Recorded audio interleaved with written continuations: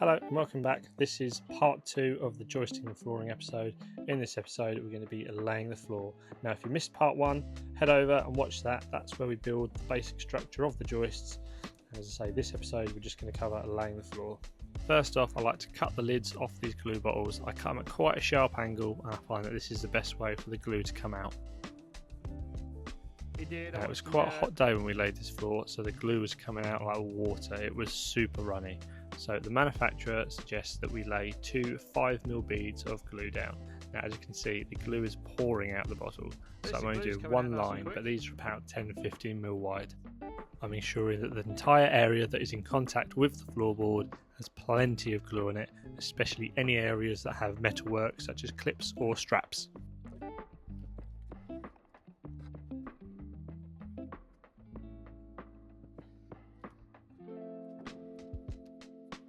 The first few boards do seem to take a little bit of time to go down, as these are the important ones, because once these are in place and nice and straight, this will then set the tone for the rest of the floor.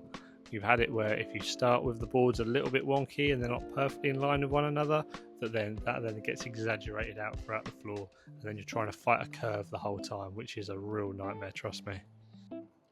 Now when we set out from 600s from the opposite end.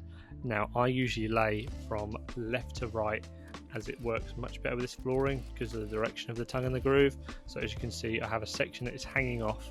This will then get cut off at the end. The main point is that that middle of the board just there is right on the centre of the joist.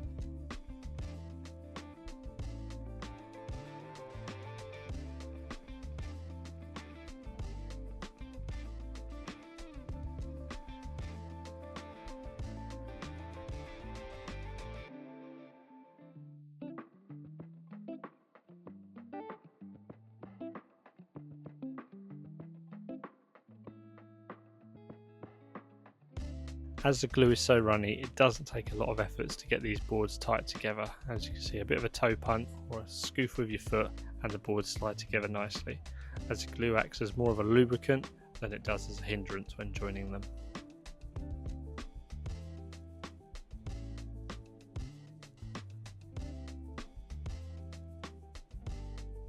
So I'm nailing off the perimeter of the flooring. Obviously this joist is where the flooring joins, and the section behind me will lay in the opposite direction. So I'm getting this nice and straight so that when the lads lay the other section, they've got a nice straight edge to run their flooring into or off of, depending on which way they decide to lay.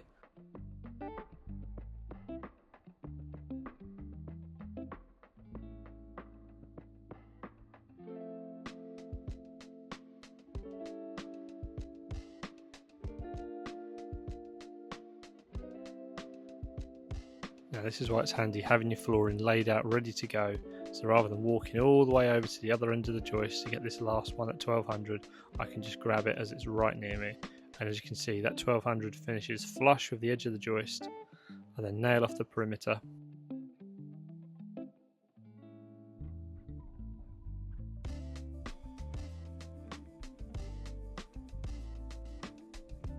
Now every board gets glue on the tongue as well as in the groove. This is the guidelines by the manufacturer, which is Agar, which is the flooring that we're using today. Right, onto the second row. This is where you can start picking up speed a bit. Now we've got a nice straight first row. So as I mentioned earlier, plenty of glue in the groove as well as on the tongue. And again, because it's nicely lubricated by the glue, we can just sort of toe punt the boards together to get them in position.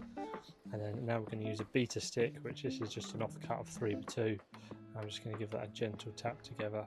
Now I really like using a little 2.5 pound sledgehammer, because you can put it in your pouch and you haven't then got to keep walking backwards and forwards trying to find like a big lump hammer. And really you don't need a big sledgehammer for this, as we're just trying to knock the boards together. Sometimes if you knock them together too tight, the glue doesn't expand out, and also especially in the first few rows, if you hit it too hard, you can actually put a curve in your boards where you actually separate your joint.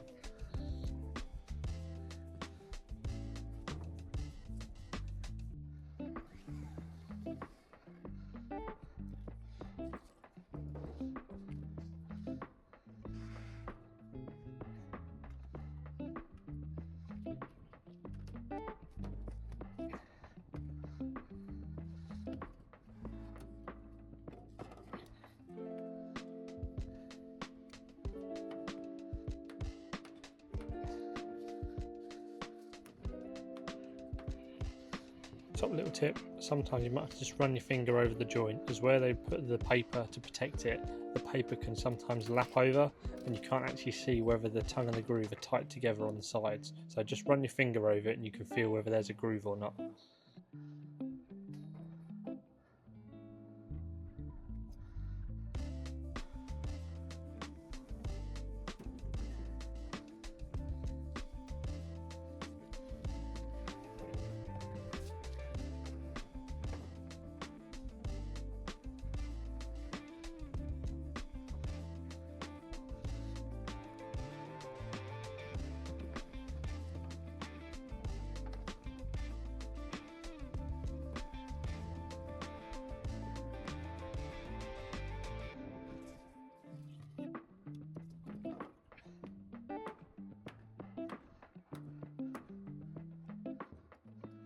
So the nailing detail on this floor is we have to put one in the centre, and then where the boards are at the perimeter we have to have 3 nails in.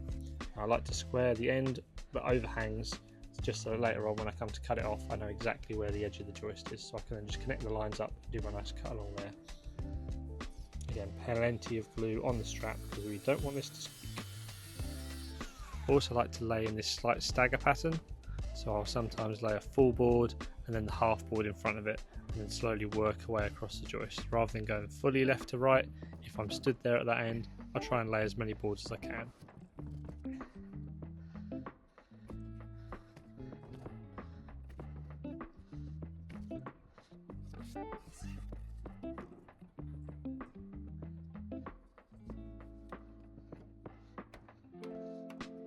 Okay, so you've probably seen enough point of view footage of me gluing, putting boards together and hammering it. So here's the same floor, just filmed from a few different angles.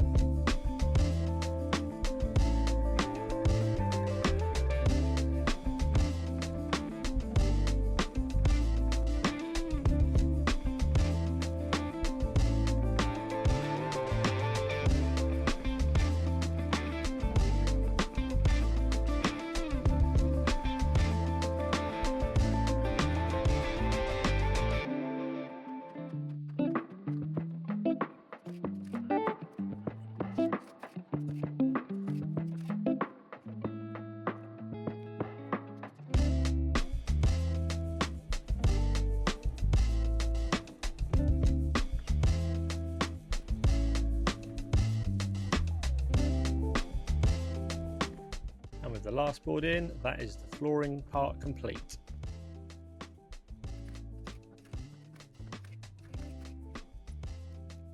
Now that we've laid our last board, we're going to measure to our noggin, and then we're just going to put that mark on top of the flooring. And we're going to do the same down the other end, and then we're going to ping our chalk line between these two marks.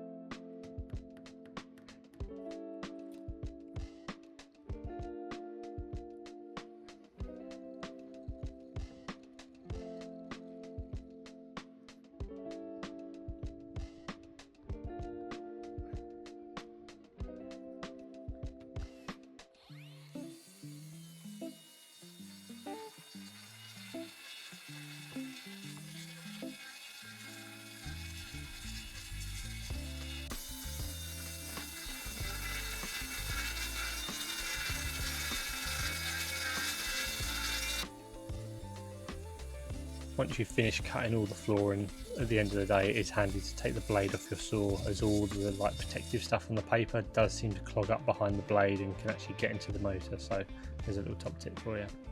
And then the marks that we put on the boards as we were laying them, I'm just connecting them all up with this straight bit of 4x1.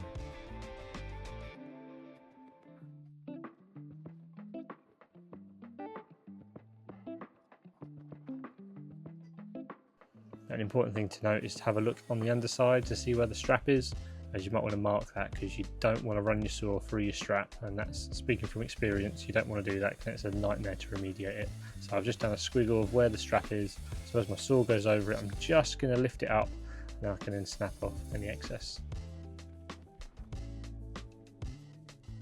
Also, these offcuts of boards are roughly about 600 square, so they make perfect spot boards for the bricklayers, so I just stack them up to the side and then the bricklayers can use them when they come up. So this is the excess on the other side, so I'm just using a little offcut of 3x2 and just flushing it up with the side of the joist and then just marking that across so I can trim that off flush. Again, careful not to cut the strap off.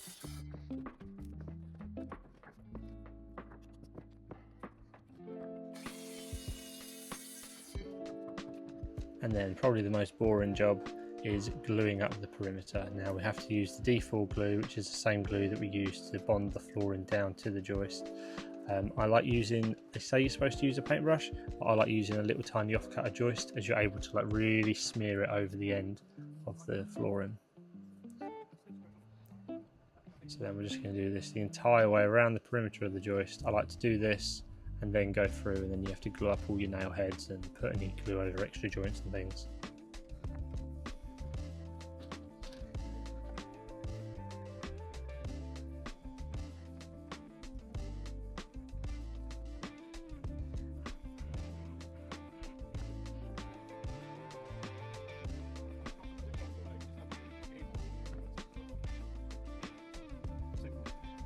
It's also quite handy if you cut the end of the glue off at a really sharp angle, you can run the nozzle completely flat to the flooring and you can really smear the glue all over the end of the flooring.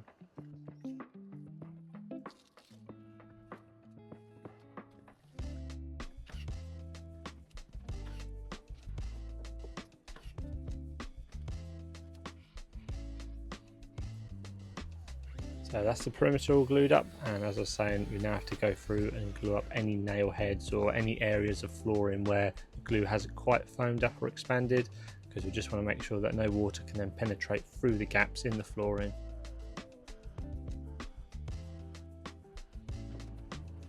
So I like to go around and do the whole perimeter first and then come back through and fill in the odd nails that I've done in the middle. And also if there's any nails that for some reason I accidentally hit a strap or a metal plate, I can then just pull the nails out and again put a double glue over the top of them.